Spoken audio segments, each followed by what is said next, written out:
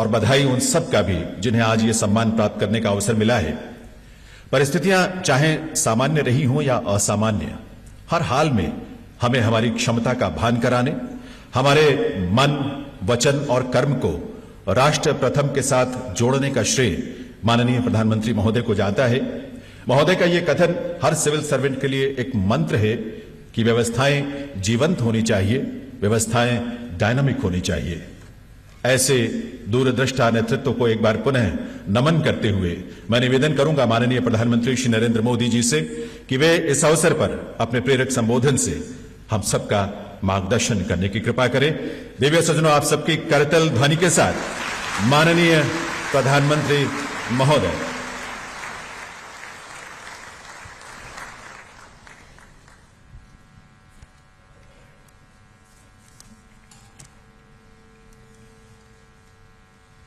मंत्रिमंडल के मेरे सहयोगी डॉक्टर जितेंद्र सिंह, श्री पी.के. मिश्रा जी, श्री राजीव गौबा जी, श्री श्रीनिवासन जी और इस कार्यक्रम में जुड़े सभी कर्मयोगी साथियों, देवी और सज्जनों, आप सभी को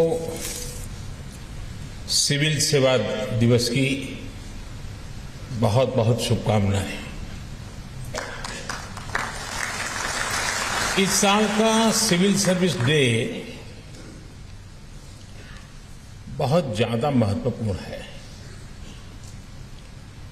ये एक ऐसा समय है जब देश ने अपनी आजादी के 75 वर्ष पूरे किए हैं।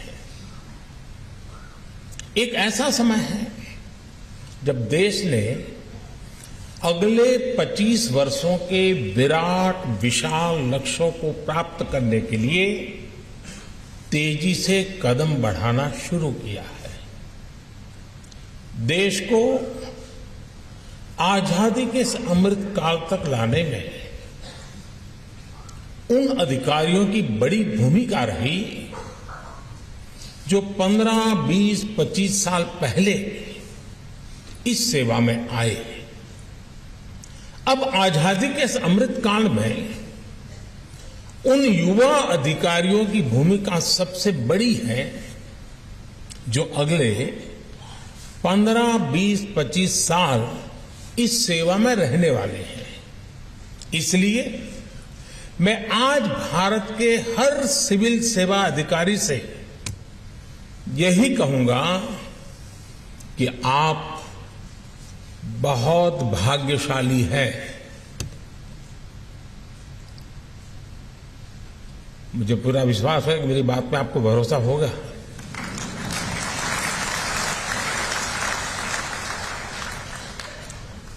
हो सकता है कुछ लोग न भी मानते हो कि वो भाग्यशाली नहीं है। अपनी अपनी सोच, हर किसी को मुबारक। आपको इस कालखंड में देश की सेवा करने का मौका मिला है। आजादी के अमृत काल में देश के स्वाधीनता सेनानियों के सपनों को पूरा करने का दायित्व हम सभी पर है। हमारे पास समय कम है, लेकिन सामर्थ्य भरपूर है। हमारे लक्ष्य कठिन है, लेकिन हौसला कम नहीं है।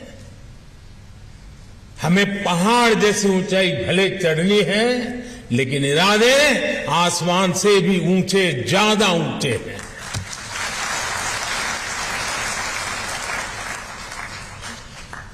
पिछले 9 वर्षों में भारत आज जहां पहुंचा है, उसने हमारे देश को बहुत ऊंची छलांग के लिए तैयार कर दिया है।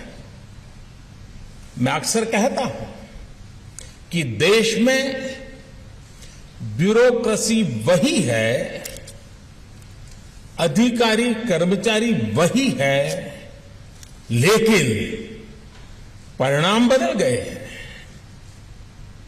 पिछले 9 वर्षों में भारत अगर विश्व पटल पर एक विशिष्ट भूमिका में आया है तो इसमें आप सबका सहयोग बड़ा महत्वपूर्ण रहा है।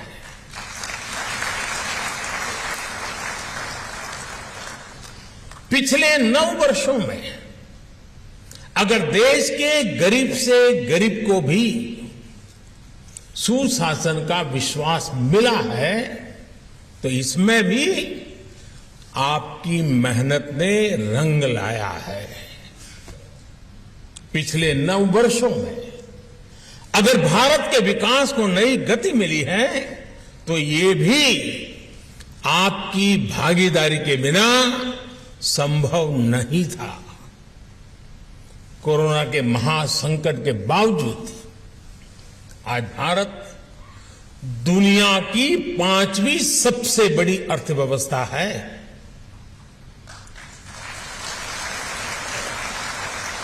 आज भारत फिनटेक वर्ल्ड में छाया हुआ है।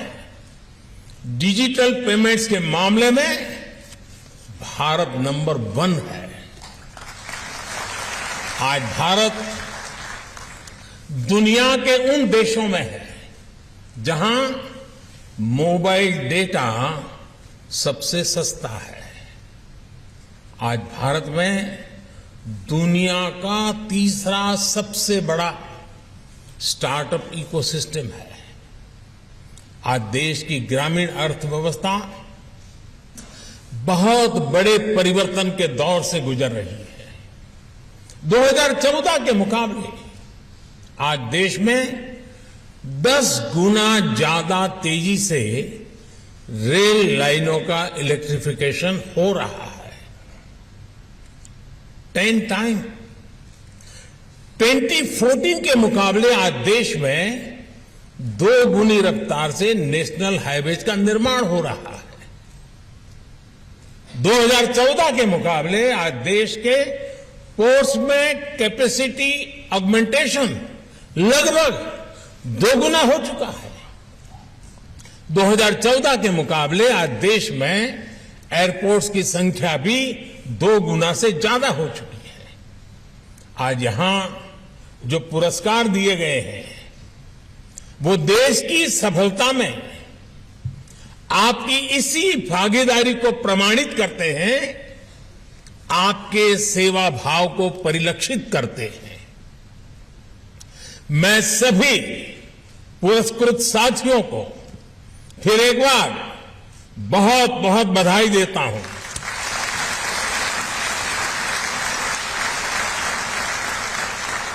साथियों, बीते वर्ष 15 अगस्त को मैंने लाल किले से देश के सामने 5 प्राणों का आह्वान किया है। विकसित भारत के निर्माण का विराट लक्ष्य हो, गुलामी की हर सोच से मुक्ति हो, भारत की विरासत पर गर्व की भावना हो, देश की एकता एकजुटता को निरंतर सशक्त करना हो और अपने कर्तव्यों को सर्वोपरि रखना हो। इन 5 प्राणों की प्रेरणा से जो ऊर्जा निकलेगी वो हमारे देश को वो ऊंचाई देगी जिसका वो हमेशा हकदार रहा है।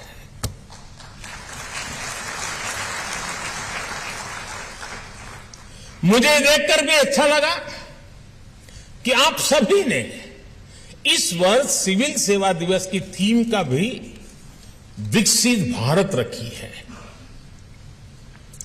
विकसित भारत के निर्माण के पीछे क्या सोच है, ये उस पुस्तक में भी झलकता है जिसका अभी विमोचन हुआ है। विकसित भारत सिर्फ आधुनिक इंफ्रास्ट्रक्चर या आधुनिक निर्माण तक सीमित नहीं है।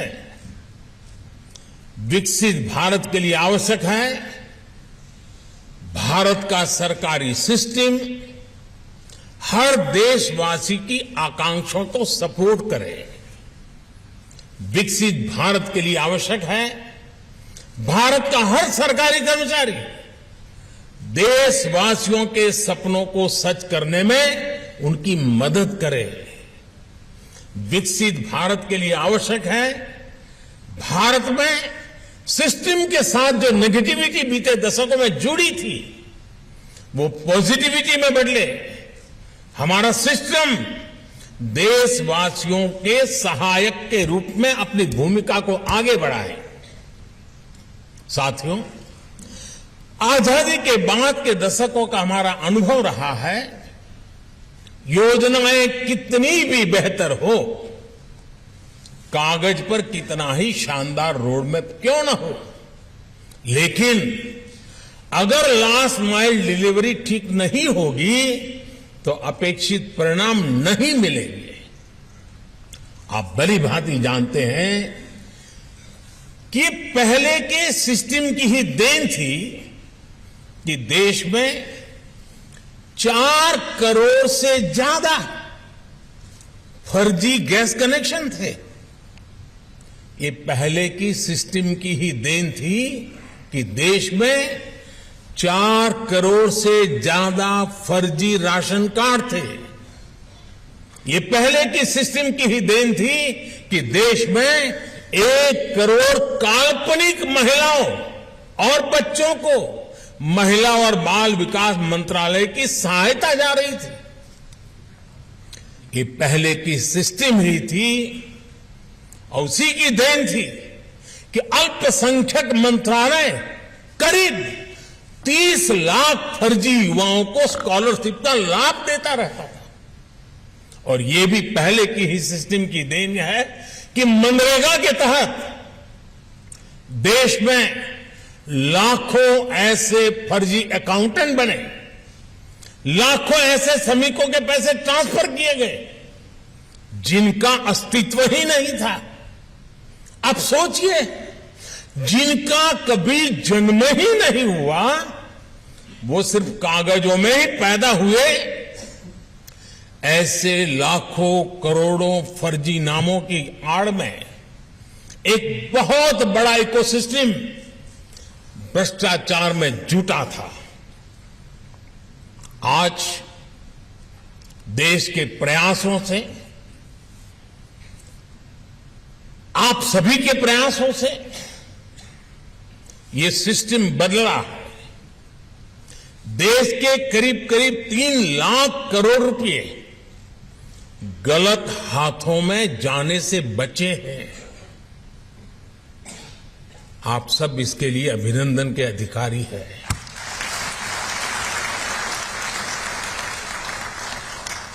आज ये पैसे गरीबों की भलाई के काम आ रहे हैं, उनका जीवन आसान बना रहे हैं।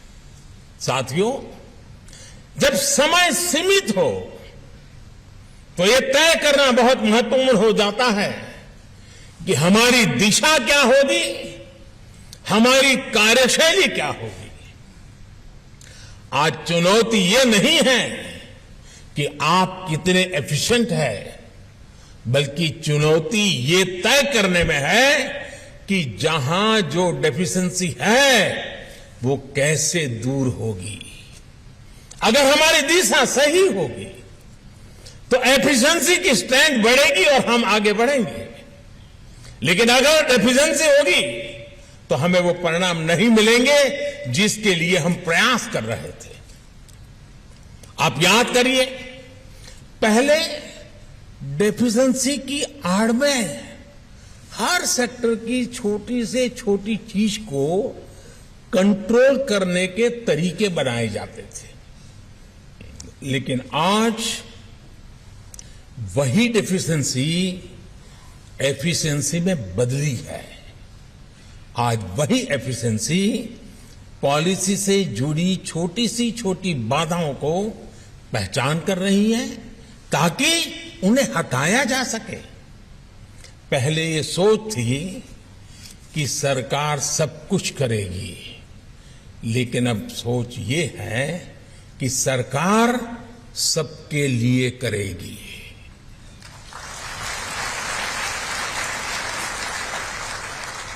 अब सरकार सबके लिए काम करने की भावना के साथ टाइम और रिसोर्सेज का एफिशिएंटली उपयोग कर रही है।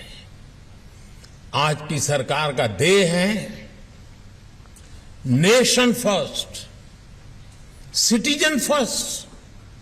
आज की सरकार की प्राथमिकता है वंचितों को वरीयता। आज की सरकार एस्पिरेशनल डिस्ट्रिक्ट तक जा रही है, एस्पिरेशनल ब्लॉक्स तक जा रही है। आज की सरकार देश के सीमावर्ती गांवों को आखिरी गांव न मानकर उन्हें फर्स्ट विलेज मानते हुए काम कर रही है। वाइब्रेंट विलेज योजना चला रही है। ये बीते वर्षों में हमारी सरकार की बहुत बड़ी पहचान रही है। लेकिन हमें एक और बात हमेशा ध्यान रखनी है। 100% सैचुरेशन के लिए हमें इससे भी अधिक मेहनत की, इनोवेटिव समाधानों की पल पल जरूरत पड़ेगी। अब जैसे डिजिटल इंडिया का इतना व्यापक इंफ्रास्ट्रक्चर हमारे पास उपलब्ध है, इतना बड़ा डेटा सेट हमारे पास है, लेकिन अभी भी हम देखते हैं कि हर विभाग अपने अपने हिसाब से वही जानकारी, वही दस्तावेज मांगता है जो पहले से ही किसी न किसी डेटाबेस में मौजूद है। प्रशासन का बहुत बड़ा समय एनओसी, प्रमाण पत्र, क्लियरेंस, इन्हीं सब कामों में चला जाता है। हमें इनके सॉल्यूशन निकालने ही होंगे, तभी ईज ऑफ लिविंग बढ़ेगी, तभी ईज ऑफ डूइंग बिजनेस बढ़ेगा। मैं आपको PM Gati Shakti national master plan का भी उदाहरण देना चाहता हूं। इसके तहत हर प्रकार के इंफ्रास्ट्रक्चर से जुड़े डेटा लेयर्स एक ही प्लेटफॉर्म पर उपलब्ध है। इसका हमें अधिक से अधिक उपयोग करना है। हमें सोशल सेक्टर में बेहतर प्लानिंग और एग्जीक्यूशन के लिए पीएम गतिशक्ति का ज्यादा से ज्यादा इस्तेमाल करना चाहिए। इससे हमें लोगों की जरूरतों को आइडेंटिफाई करने में और एजुकेशन में आने वाली मुश्किलों को दूर करने में मदद मिलेगी ही मिलेगी। इससे डिपार्टमेंट्स के बीच, डिस्ट्रिक्ट और ब्लॉक के बीच संवाद और सरल होगा। इससे हमारे लिए आगे की स्ट्रेटजी बनाना भी ज्यादा आसान होगा। साथियों, आजादी का ये अमृत काल, ये टाइम पीरियड भारत के सभी सरकारी कर्मचारियों के लिए जितने बड़े अवसर लेकर आया है, उतना ही चुनौतीपूर्ण भी है। इतनी सारी उपलब्धियों के बावजूद, तेज गति से हासिल हुई सफलताओं के बावजूद, मैं इसे चुनौती क्यों कह रहा हूं, और मैं मानता हूं कि इस बात को आपको भी समझना होगा। आज भारत के लोगों के एस्पिरेशंस, उनकी आकांक्षाएं बहुत तेजी से बढ़ रही है। विकसित भारत के लिए, व्यवस्थाओं में बदलाव के लिए अब देशवासी और ज्यादा इंतजार नहीं करना चाहते। देश के लोगों की इस एस्पिरेशन को पूरा करने के लिए हम सबको, आपको पूरे सामर्थ्य से जुटना ही होगा। तेजी से निर्णय लेने होंगे, उन निर्णयों को उतनी ही तेजी से लागू करना होगा। और आपको एक और बात का ध्यान अवश्य रखना होगा कि आज, और ये मैं कह रहा हूं इसलिए नहीं, आप भी अनुभव करते होंगे, आज पूरे विश्व की भी भारत से अपेक्षाएं बहुत ज्यादा बढ़ गई हैं। दुनिया भर के एक्सपर्ट्स, विभिन्न अंतर्राष्ट्रीय संस्थाएं ये कह रही है कि भारत का समय आ गया है। India's time has arrived. ऐसी स्थिति में भारत की ब्यूरोक्रेसी को एक भी पल गंवाना नहीं है। आज मैं भारत की ब्यूरोक्रेसी से, भारत के हर सरकारी कर्मचारी से, चाहे वो राज्य सरकार में हो या केंद्र सरकार में, मैं एक आग्रह जरूर करना चाहता हूं। देश ने आप पर बहुत भरोसा किया है, आपको मौका दिया है। उस भरोसे को कायम रखते हुए काम करिए। मैं आपसे अक्सर कहता हूं कि आपकी सर्विस में आपके निर्णयों का आधार सिर्फ और सिर्फ देश हित होना चाहिए। हो सकता है फील्ड में आपको किसी एक व्यक्ति के लिए कोई फैसला लेना हो, किसी एक समूह के लिए कोई फैसला लेना हो, लेकिन तब भी आप ये जरूर सोचें कि मेरे इस निर्णय से, निर्णय भले ही छोटा क्यों ना हो, मेरे इस निर्णय से देश का क्या भला होगा।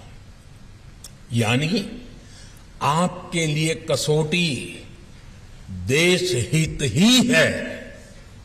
और मैं आज भारत की ब्यूरोक्रेसी के लिए इस कसौटी में एक और बात जोड़ना चाहता हूं। मुझे विश्वास है आप इस कसौटी पर भी खरा उतरेंगे। साथियों, किसी भी लोकतंत्र में राजनीतिक दलों का बहुत महत्व होता ही है और ये आवश्यक भी है और ये लोकतंत्र की ब्यूटी है। हर दल की अपनी विचारधारा होती है। संविधान ने हर दल को ये अधिकार दिया है, लेकिन एक ब्यूरोक्रेट के तौर पर, एक सरकारी कर्मचारी के तौर पर अब आपको अपने हर निर्णय में कुछ सवालों का अवश्य ध्यान रखना ही पड़ेगा। जो राजनीतिक दल सत्ता में आया है वो टैक्स पेयर्स मनी का इस्तेमाल अपने दल के हित के लिए कर रहा है या देश के हित के लिए कर रहा है, उसका उपयोग कहां हो रहा है ये आप लोगों को देखना ही होगा। दोस्तों,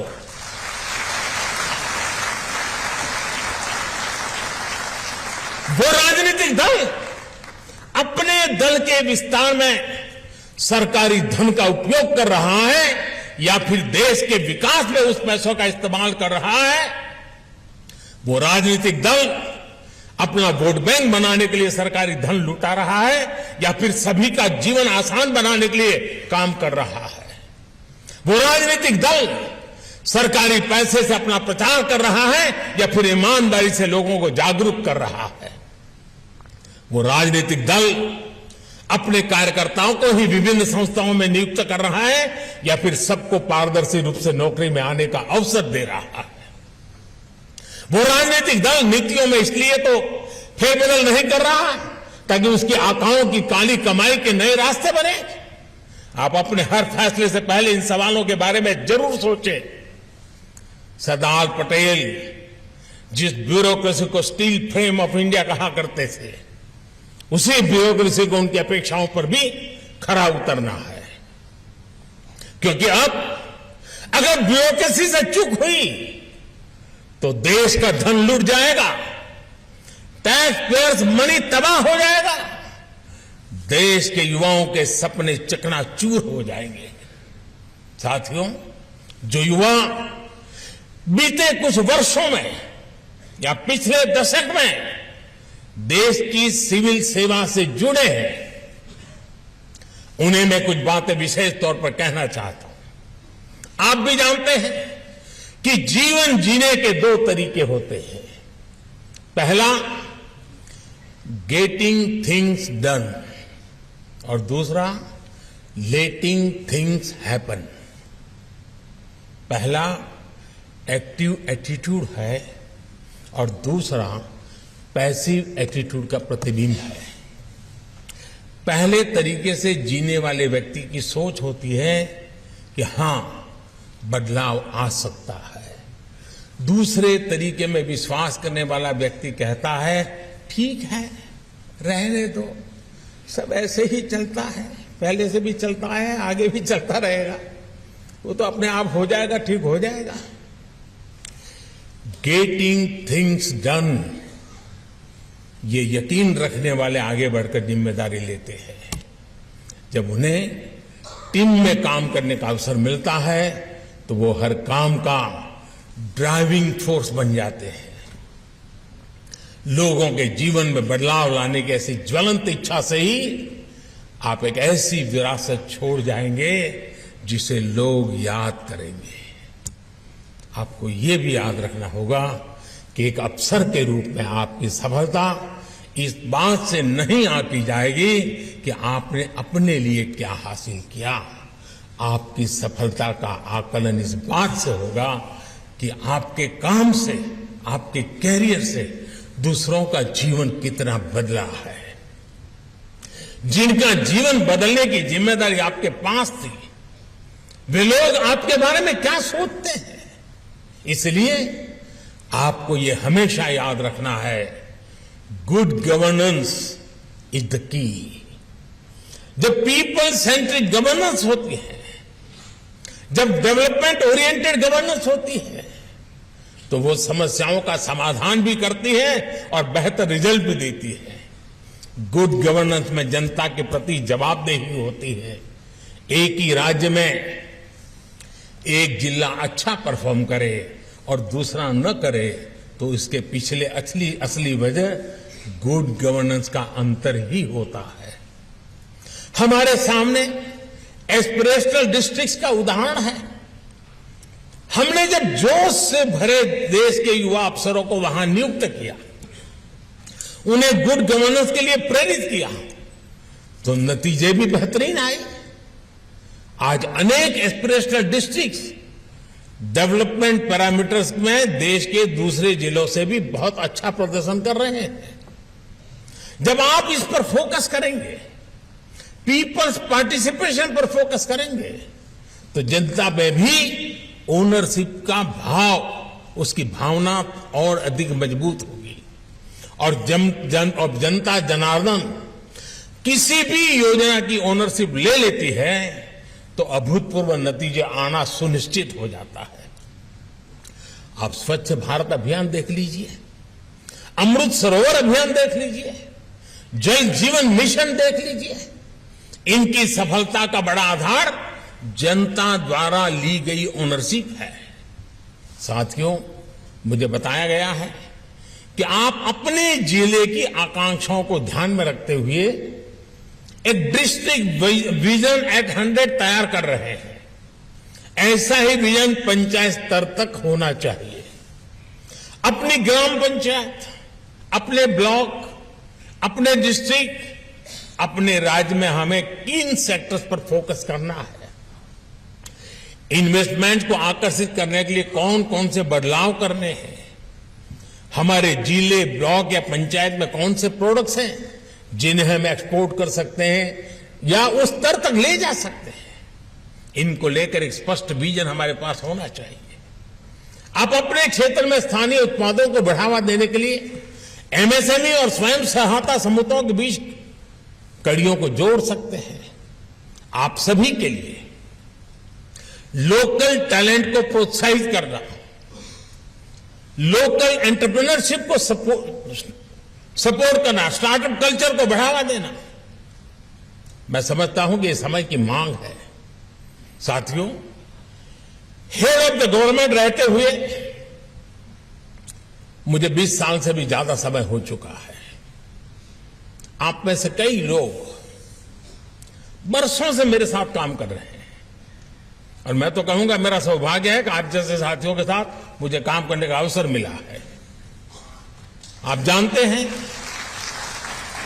कि मैंने हमेशा कैपेसिटी बिल्डिंग पर कितना जोर दिया है। मुझे खुशी है कि आज आप सब सिविल सर्वेंट के बीच मिशन कर्मयोगी एक बड़ा अभियान बन चुका है। मिशन कर्मयोगी का मकसद है सिविल सर्वेंट्स के फुल पोटेंशियल का उपयोग करना।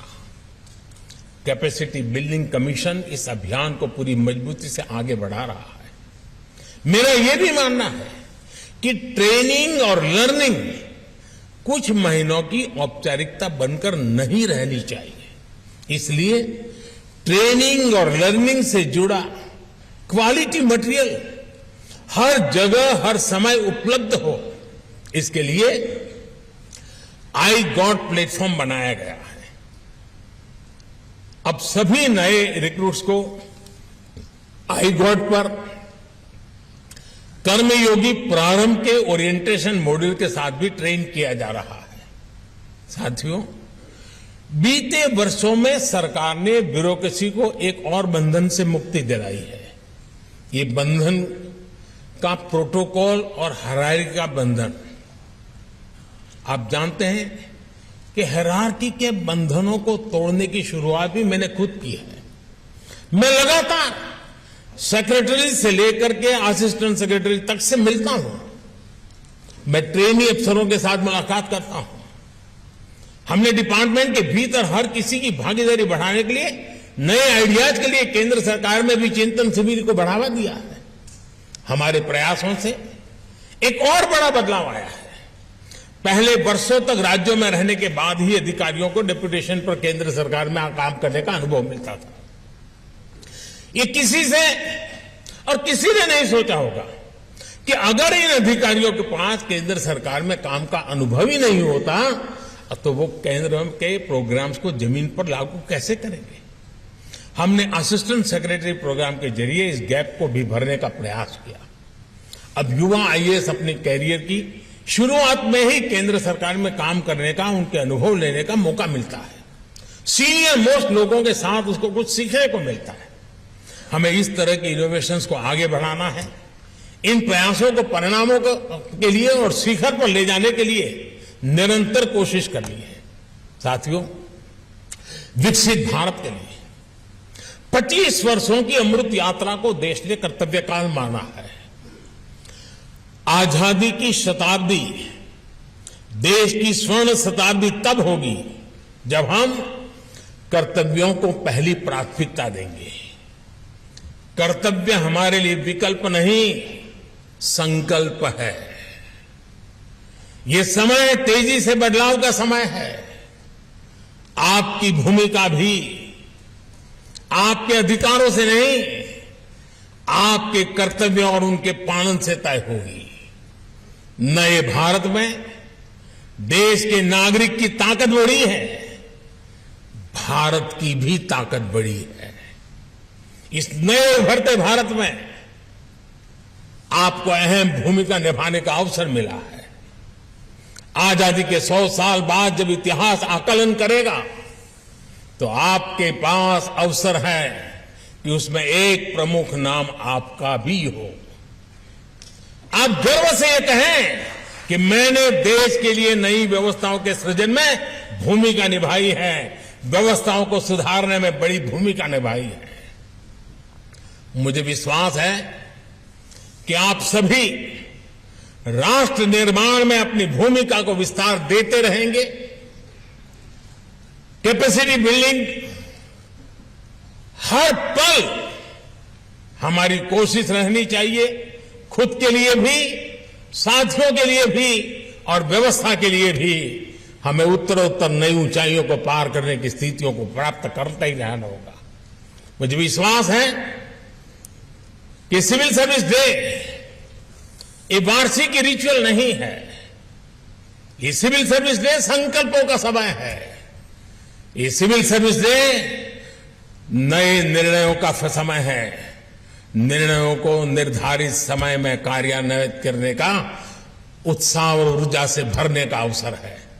इस अवसर से एक नई ऊर्जा, नई प्रेरणा, नई शक्ति, नया सामर्थ्य, नया संकल्प यह लेकर के हम चलेंगे तो जिन सिद्धियों को प्राप्त करना चाहते हैं उन सिद्धियों को हम खुद छू करके देखेंगे। इसी विश्वास के साथ मेरी आपको बहुत बहुत शुभकामनाएं। धन्यवाद।